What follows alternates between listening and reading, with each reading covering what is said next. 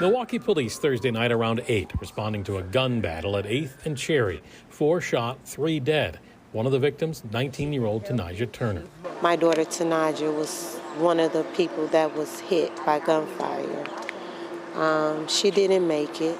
Her mother tells 12 News it started with an argument because of how Tanijah parked her car at her mom's home. The whole situation started over something that shouldn't even never got to that extent. All due to a park. An argument between Tanijah and another young woman driver escalated. The young lady in the other vehicle wound up calling another family member. They approached the situation with a gun. Some of Tanijah's family and friends came outside too, and after a time, her mom says it escalated further. The young man drew his weapon, and my son's friend said, "What is you on?" And he said, "What is you on?" And gunfire just got to exchanging. 4 people were shot. Tanijah, who graduated last year from Alliance High School, died at the hospital. Her family friend, 30-year-old Terrence Taylor, was also killed, as well as 36-year-old Quentin McGee, who lived just a few doors down. And I just feel like it was a senseless situation that shouldn't have never happened. Nick joins us again. Now, Nick, what do we know about the investigation, and what do we know as far as the condition of that 4th victim?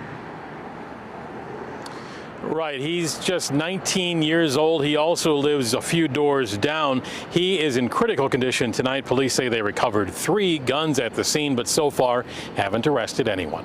Nick Will reporting live for us tonight. Thank you. On 37th and Meineke, 5 more shooting victims. Police were responding to a property damage complaint when they heard shots nearby. Now, when police got there, they say an officer got into a shootout with a suspect who then got away.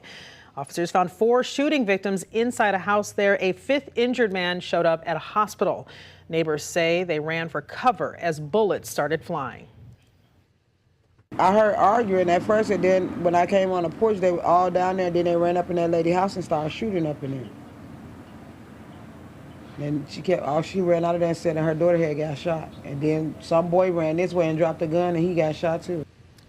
Coming up on 12 News at 6, we'll speak with a trauma surgeon who helped treat some of the victims in last night's shootings. And today we asked city leaders about the violence in Milwaukee last night.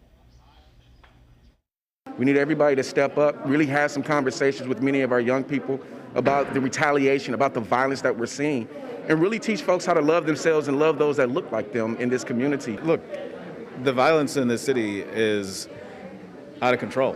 I mean, there are too many people with too easy access to weapons that harm. It just tells you what happens when you've got this toxic combination of incredibly easy access to guns and people who decide they're going to solve their problems using guns.